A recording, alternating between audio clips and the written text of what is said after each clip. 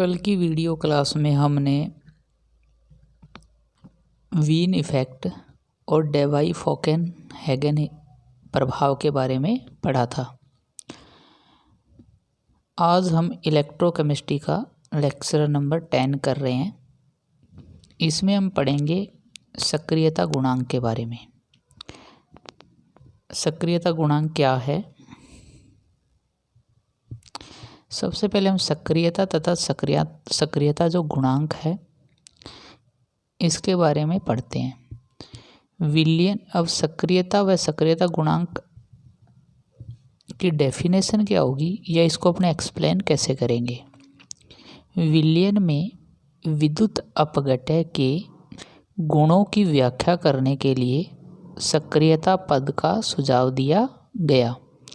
यानी जो विद्युत अपघटय के विलियन में जो विद्युत अपघटय के गुणों की व्याख्या करने के लिए सक्रियता पद का सुझाव दिया गया, जो सक्रियता को ए द्वारा निरूपित करते हैं। एक मीन यहाँ पे एक्टिविटी। विलियन में किसी प्रजाति की सक्रियता व सांद्रता में निम्न रिलेशन होता है। यानी जो विलियन में किसी प्रजाति की सक्रियता व सांद्रता में निम्न संबंध होता है। जो रिलेशन है उसको अपने किसके द्वारा देंगे? ए बराबर एफ सी। ए बराबर एफ सी। यहाँ पे मैंने इसको इक्वेशन नंबर इसको 1 दे दिया है। अब यहाँ पे एफ बराबर क्या है? एफ बराबर है यहाँ पे प्रजाति का सक्रिय गुणांक, या जिसको अपने ये बोल सकते हैं एफ बराबर यहाँ पे है प्रजाति का सक्रियता गुणांक, और ए बराबर यहाँ पे सक्रियता, और सी बराबर यहाँ पे क्या है? मोलर सांद्रता है।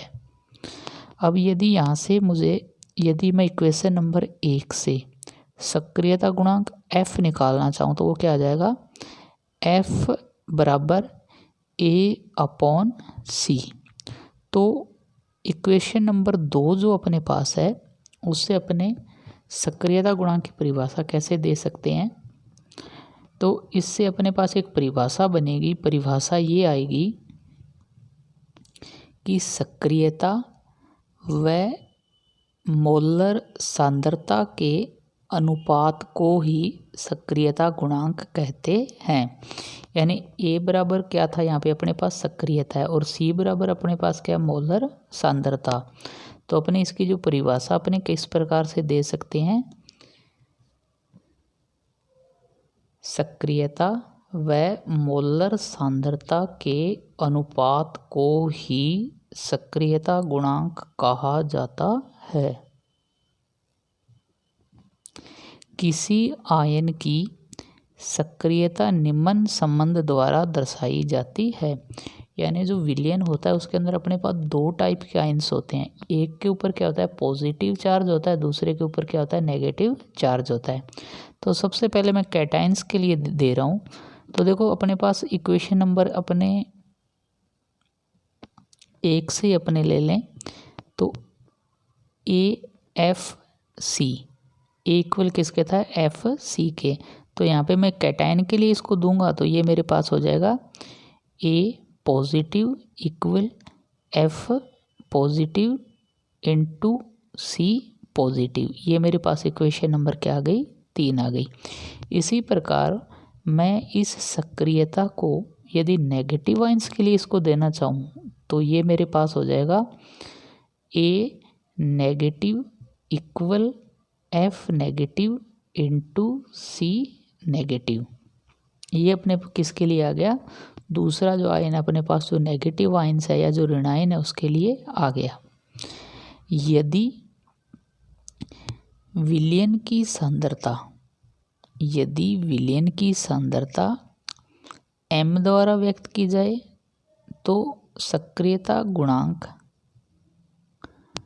लैम्डा द्वारा दर्शाते हैं।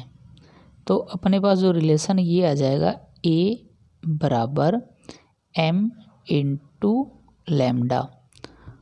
यानी अपने पास मैंने क्या किया है कि यदि अपने जो विलियन की सांद्रता है, विलियन की सांद्रता को यदि स्मॉल m द्वारा के दिया जाए तो सक्रियता गुणांक हम लैम्डा द्वारा इसको ये अपने ये बोल सकते हैं गामा द्वारा अपने दर्शाते हैं। तो ये अपने पास हो जाएगा ए बराबर m इंटू गामा। अब ये इसी प्रकार इसको अपने विलयन में अपने जानते हैं, अपने पास दो तरीके के आयंस होते हैं, एक अपने पास पॉजिटिव आयंस होता है, एक अपने पास कौन सा होता है नेगेटिव आयंस। तो इसको पॉजिटिव के लिए दें तो ये अपने पास हो जाएगा a प्लस बराबर m plus into gamma plus. और इसी प्रकार नेगेटिव आयंस के लिए अपने पास क्या आ जाएगा a minus equal m minus into gamma negative. तनु जलीय विलयनों की मोलरता तथा मोलरता लगभग समान होती है तथा f तथा गामा का मान समान होता है। यानी जो तनु विलयन होते हैं या जो बहुत डाइल्यूट सॉल्यूशन होते हैं उनके लिए मोलरता तथा मोलरता लगभग क्या हो जाती है समान हो जाती है, इसलिए f तथा गामा का मान समान हो जाएगा। अतः एक संयोजी विद्युत अपघट्य के लिए वियोजन निम्न प्रकार से दे सकते हैं। यानी अपने पास एक विद्युत अपघट्य ए बी है। यदि अपने पास एक विद्युत अपघट्य ए बी है और ये डिसोसिएट होता है ए पॉजिटिव बी नेगेटिव के अंदर, तो अपने इसका जो के की जो वैल्यू है वो किस प्रकार से दी जाएगी। यानी अपने पास प्रोडक्ट बटा रिएक्टेंट यानी उत्पाद बटा अभिकारक। यहाँ पे उत्पाद अपने पास क्या है दो आयंस है, एक तो ए पॉजिटिव बन रहा है और दूसरा कौन सा बन रहा है बी नेगेटिव। और अपने पास जो क्रियाकारक वो क्या था अपने पास ए बी। तो अपने इसके लिए जो के दिया जाएगा वो क्या दिया जाएगा activity of A positive bracket फिर उसके बाद एक्टिविटी ऑफ बी नेगेटिव, उसको फिर अपने divided by activity of A B. अब देखो अपने को करना क्या है कि नेक्स्ट अपने को क्या करना है जो ए की वैल्यू रखनी है। यानी अपने पास है जो ए की वैल्यू रखनी है, ए बराबर अपने पास क्या था सी एफ या एफ सी बोल सकते हैं।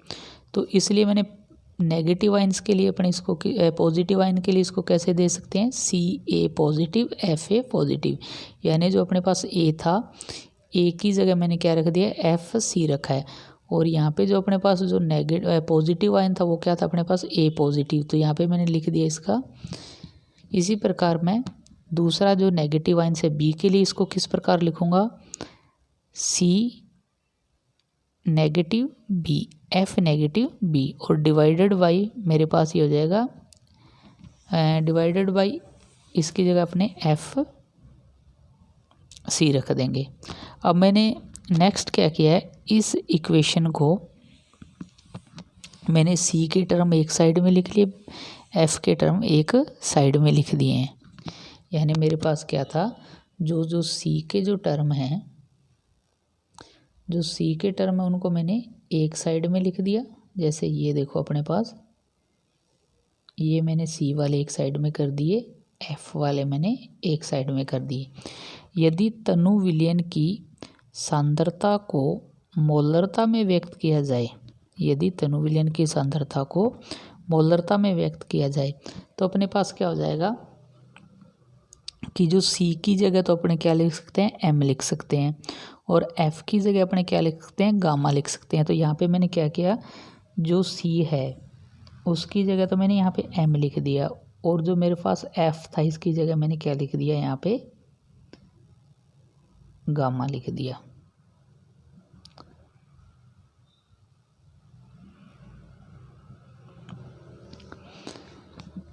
अब नेक्स्ट जो अपने पास जो टॉपिक है वो है सांद्रता के साथ माध्य सक्रियता गुणांक में क्या परिवर्तन होता है। यानी variation of mean activity coefficient with concentration. बहुत कम सांद्रता पर माध्य सक्रियता गुणांक का मान इकाई के अत्यधिक निकट होता है। यानी यदि सांद्रता बहुत कम है तो जो अपने पास माध्य सक्रियता गुणांक है उसका मान इकाई के नज़दीक होता है, यानी 1 के नज़दीक होता है। जैसे जैसे विलयन की सांद्रता में वृद्धि करते हैं वैसे वैसे माध्य सक्रियता गुणांक का मान भी कम होता जाता है तथा वह न्यूनतम प्राप्त होता है।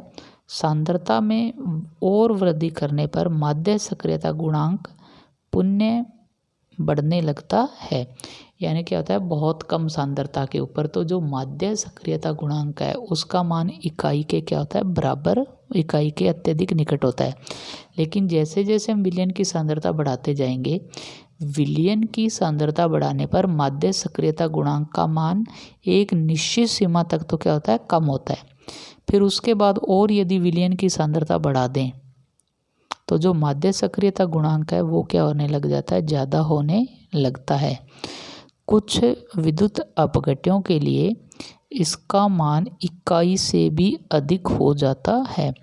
यानी कुछ विद्युत अपघट्य ऐसे हैं जिनके लिए जो माध्य सक्रियता गुणांक है उसका मान 1 से भी ज़्यादा हो जाता है। HCl व NaCl के मान सक्रियता गुणांकों के मान समान सांद्रताओं पर लगभग समान होते हैं। किसी दी गई सांद्रता पर दोनों आयन की संयोजकता का गुणनफल, किसी दी गई सांद्रता पर दोनों आयन की संयोजकता का गुणनफल जितना अधिक होगा सक्रियता गुणांक का इकाई से विचलन उतना ही अधिक होगा। अब यहाँ पे मैंने एक ग्राफ प्लॉट किया है, वो किसके बीच में किया है, मोललता के वर्गमूल को मैंने यहाँ पे क्या लिया है, एक्स एक्सिस के ऊपर लिया है, और मैंने जो वाई एक्सिस है यहाँ पे मैंने क्या लिया, माध्य सक्रियता गुणांक है। अब इन ग्राफ में आप देखो जैसे जैसे मोलरता या सांद्रता बढ़ती जा रही है वैसे वैसे क्या हो रहा है, जो माध्य सक्रियता गुणांक का मान क्या होता जा रहा है, कम होता जा रहा है। और एक निश्चित बिंदु के बाद पहुंचने के बाद फिर उसके बाद अपने सांद्रता बढ़ा दें तो जो माध्य सक्रियता गुणांक उसका मान क्या होता है, इंक्रीज होता है। अब ये मैंने जो H2SO4 के लिए लिया है, इसी प्रकार मैंने एक ग्राफ KCl के लिए लिया है। यहाँ पे अपने पास जो एक मैंने जो ग्राफ हाइड्रोजन क्लोराइड HCl के लिए जो खींचा है उसमें देखो आप कि जैसे जैसे हम सांद्रता बढ़ा रहे हैं माध्य सक्रियता गुणांक का मान भी क्या होता जा रहा है, कम होता जा रहा है।